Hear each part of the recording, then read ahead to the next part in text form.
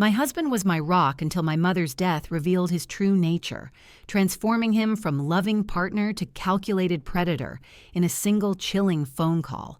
My mother was my world. When she passed away from a sudden illness, it felt like the floor had been ripped out from under me, leaving a gaping, bottomless chasm where my life used to be. My husband, Mark, was my rock through it all. He held me as I sobbed. He handled the funeral arrangements when I couldn't even form a coherent sentence, and he made sure I was eating, even when food tasted like ash. For those first few weeks, I clung to him, grateful for the man I had married, the man who was my partner in every sense of the word. I honestly don't know how I would have survived without him. About a month after the funeral, I had a meeting with my mother's estate lawyer. Mark drove me, holding my hand the entire way, telling me we'd get through this together.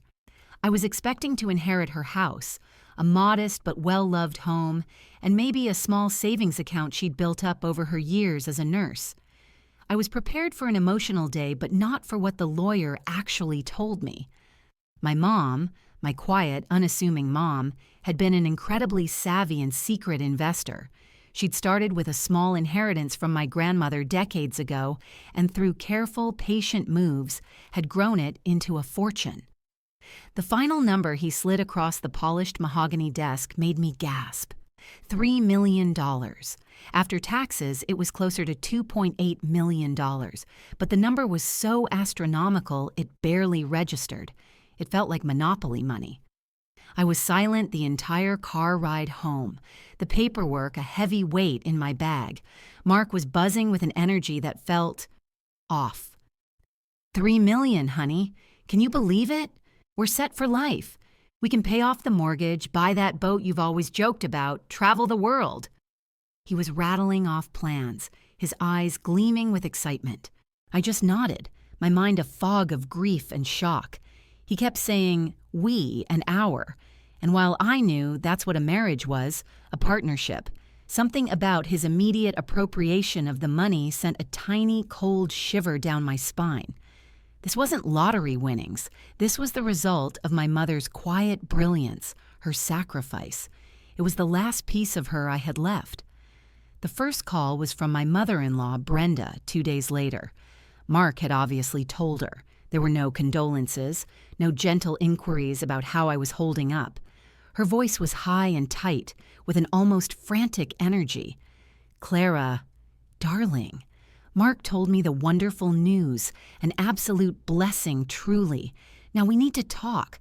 I've been thinking. She launched into a breathless monologue about how her little antique shop was failing, how she was drowning in debt, and how she'd always dreamed of expanding into a high-end boutique. It was the perfect opportunity, she chirped, for her to finally have the financial security she deserved.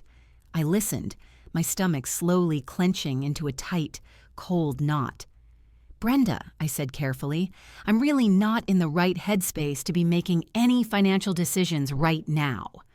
Oh, don't be silly, dear. She laughed, a sharp, unpleasant sound.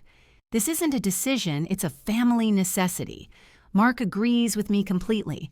A simple transfer of, say, $500,000 should be enough to clear my debts and get the new business off the ground. It's an investment in your family, after all. I was stunned into silence. $500,000? She said it like she was asking me to pass the salt. Brenda, I can't do that, I stammered. This money is from my mother. I need to be careful with it. Her tone instantly turned icy. Careful? It's sitting in a bank. I'm your husband's mother. I am your family.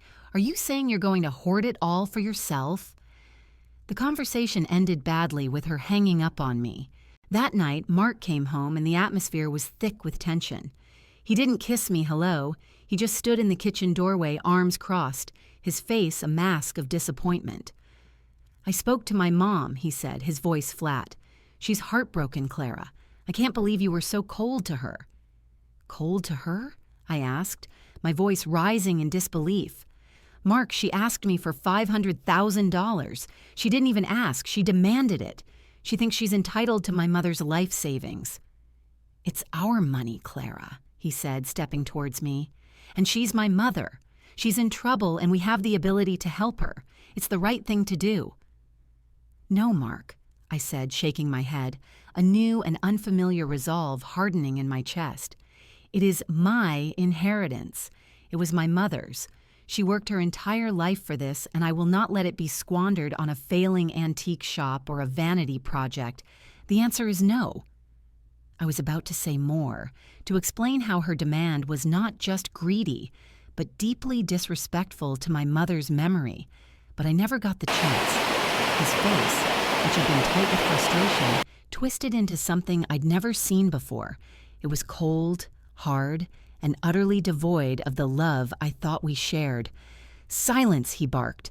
The word hit me with the force of a physical slap, and in the ringing silence that followed, I saw my husband for who he truly was for the very first time.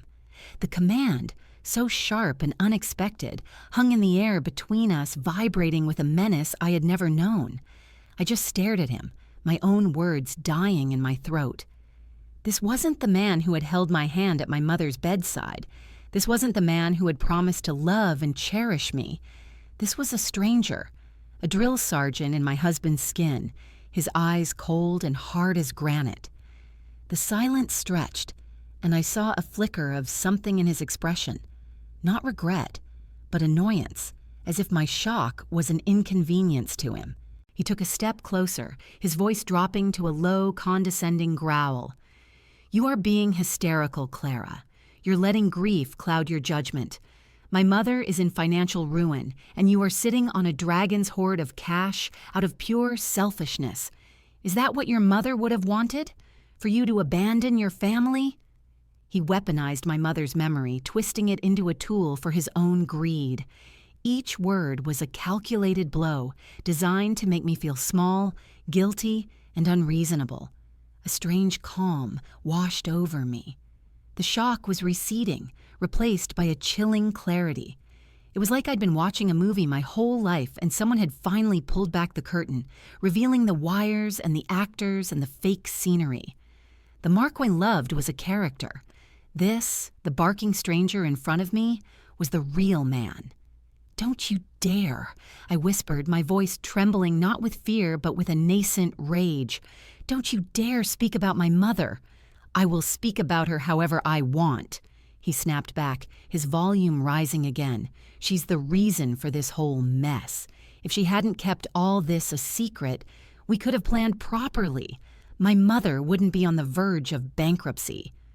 He was actually blaming my deceased mother for his own mother's poor business decisions.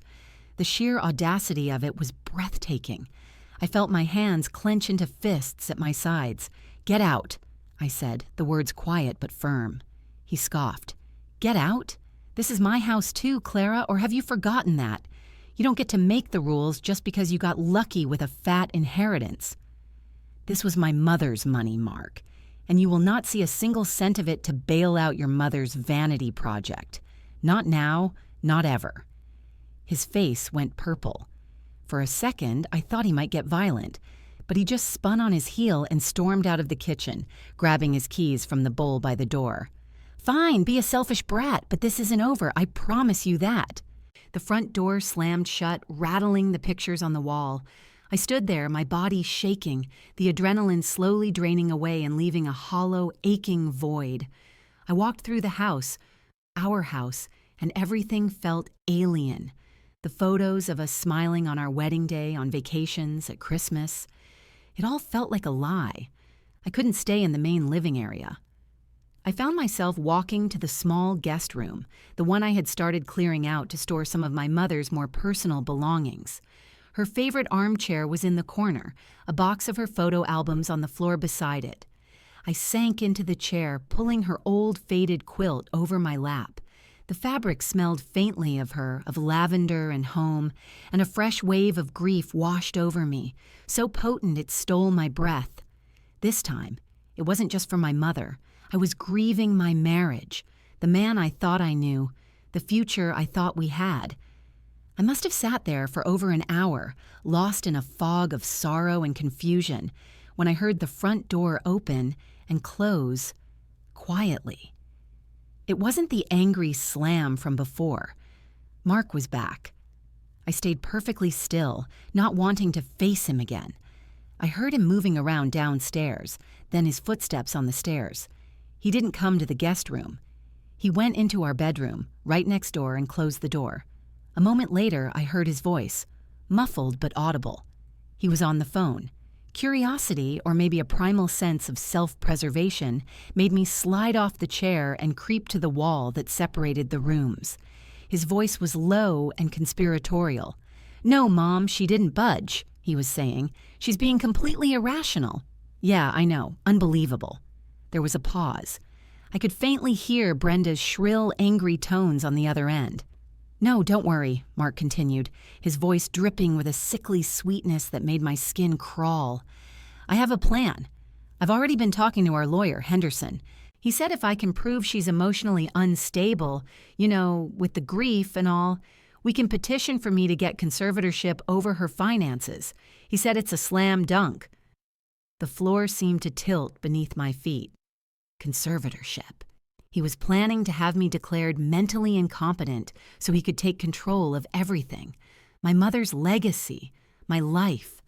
A cold, terrifying dread, unlike anything I had ever felt, wrapped its icy fingers around my heart and squeezed. He paused again, listening to his mother.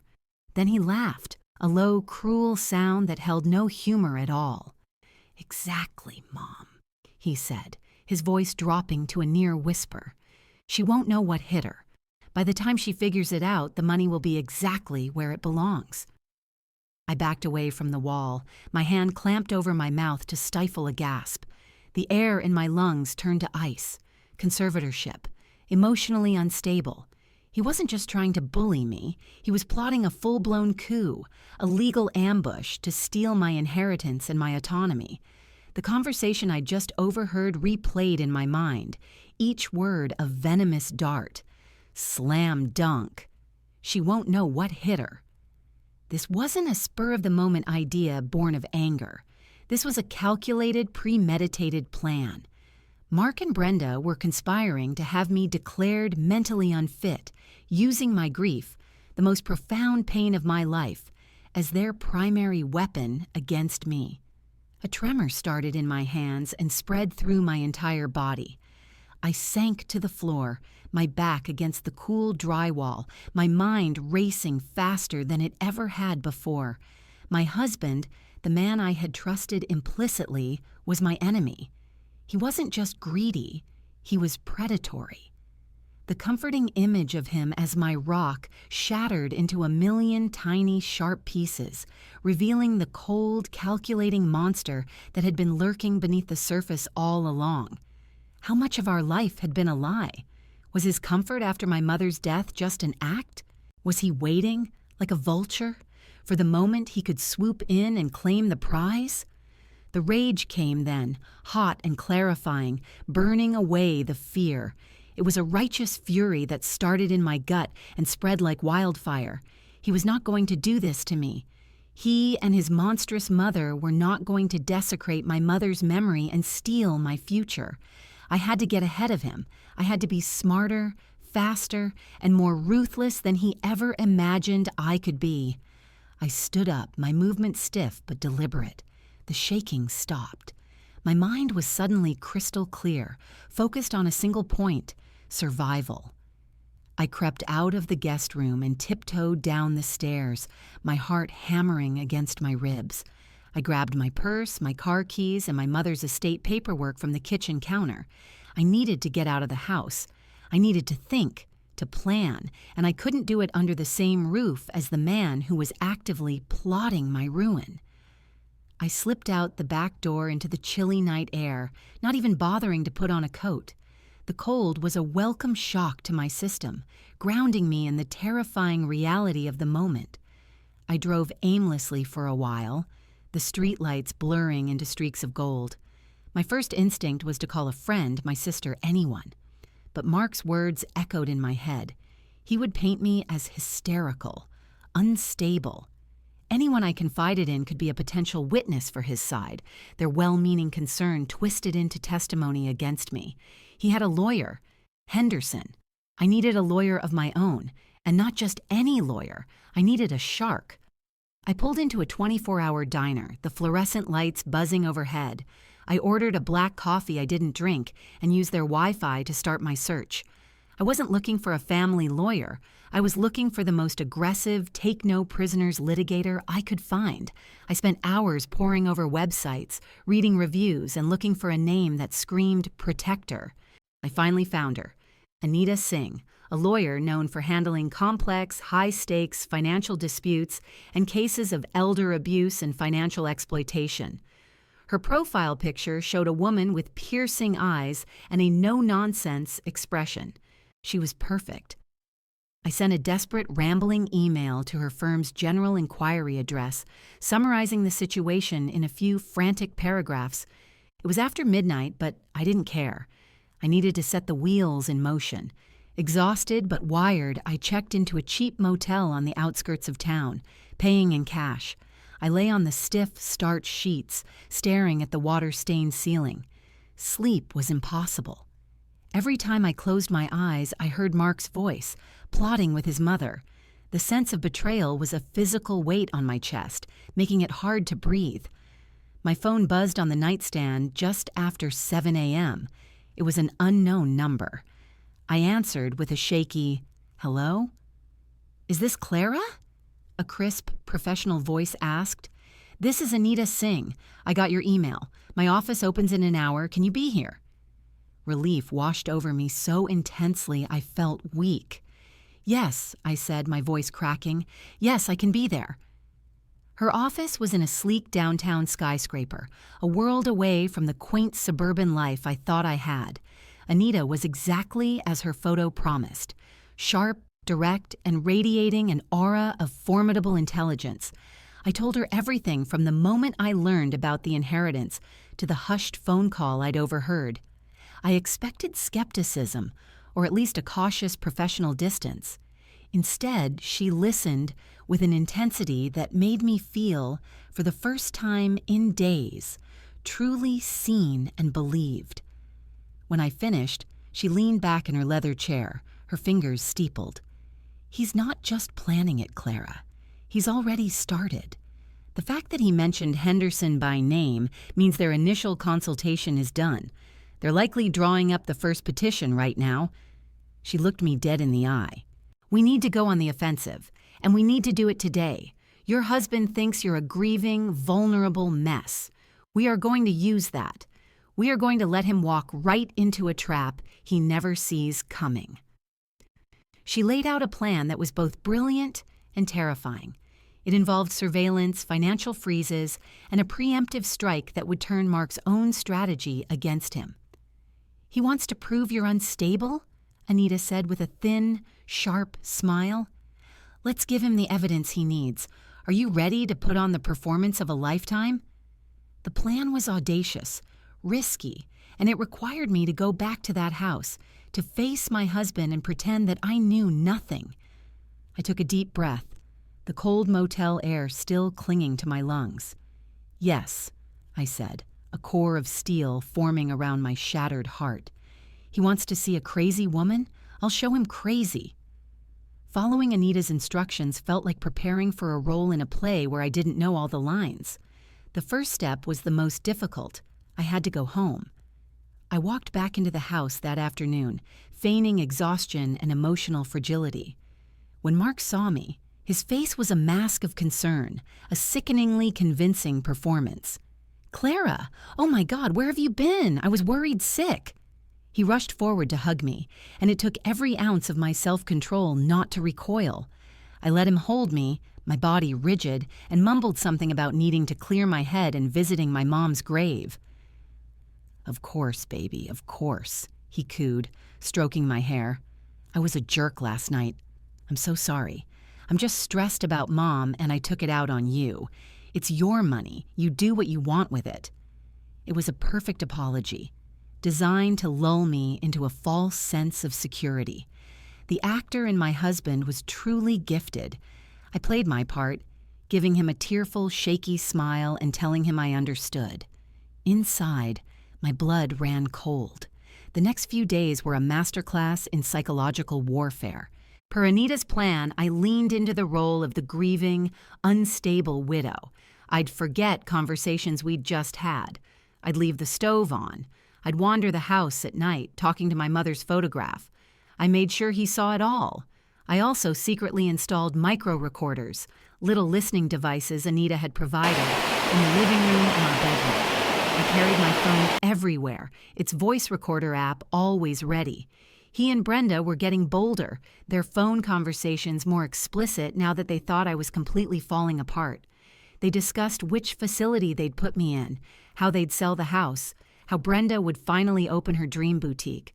I recorded every damning word, the evidence mounting into an irrefutable mountain. While Mark was at work, I was a whirlwind of focused activity. Following Anita's explicit guidance, I opened a new bank account at a different institution, solely in my name. I initiated the transfer of the entire inheritance into this new, secure account.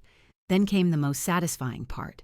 I meticulously gathered all the documentation, the recordings, Brenda's threatening voicemails from before, text messages where Mark belittled my grief.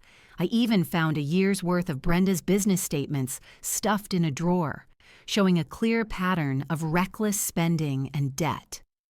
The day of the ambush arrived a week later. Mark came home to find me sitting at the kitchen table, an eerie calm on my face surrounded by stacks of paper. My mother's lawyer, Mr. Henderson, the same lawyer Mark had consulted, was sitting across from me, his expression grim. And next to him sat Anita Singh, radiating an aura of pure, predatory power. Mark stopped dead in the doorway, his eyes widening in confusion and panic. "Clara, what's going on? Who are these people?" "Sit down, Mark," Anita said, her voice like cracking ice. He looked from her to me, then back again, a cornered animal realizing the trap had sprung. He sat. "Mr. Henderson," Anita began, "has graciously agreed to join us after a conversation we had this morning regarding a serious, ethical conflict. It seems he was advising Mark on how to commit fraud against another one of his clients, namely Clara, the executor of her mother's estate, which Mr. Henderson also represents." Henderson had the decency to look ashamed. He'd folded the second Anita threatened to report him to the State Bar Association. For the next hour, we laid it all bare. Anita played the recordings. Mark's voice filled the room, conspiring with his mother, calling me unstable, planning to seize my assets. Brenda's shrill, greedy demands echoed after his. I watched the color drain from Mark's face, replaced by a pasty, sickly gray. He tried to protest, to lie, saying I was taking things out of context, that he was just worried about me. That's when I spoke, my voice clear and strong, completely shedding the fragile persona I had worn for days. "Worried, Mark? Were you worried when you told your mother my grief was a slam dunk for your conservatorship case? Were you worried when you planned on how you'd spend my mother's money after you had me committed?" I pushed a file across the table. "This is a transcript of every conversation you had. And this," I pushed another, "is a copy of the restraining order that will be served to your mother tomorrow, along with a notice of intent to sue for harassment." Finally, I slid a third set of documents in front of him. Divorce papers. "You have two options," Anita said calmly. "Option 1, you contest this. We go to court. We present all of this evidence, not just of the conspiracy to defraud Clara, but also of your mother's financial crimes we've uncovered. You both face potential criminal charges. You will be publicly humiliated, and you will walk away with absolutely nothing from this marriage. Or, option 2, you sign these papers. You waive any and all claim to any marital asset, including this house, which I have proven was paid for with a down payment from Clara's mother.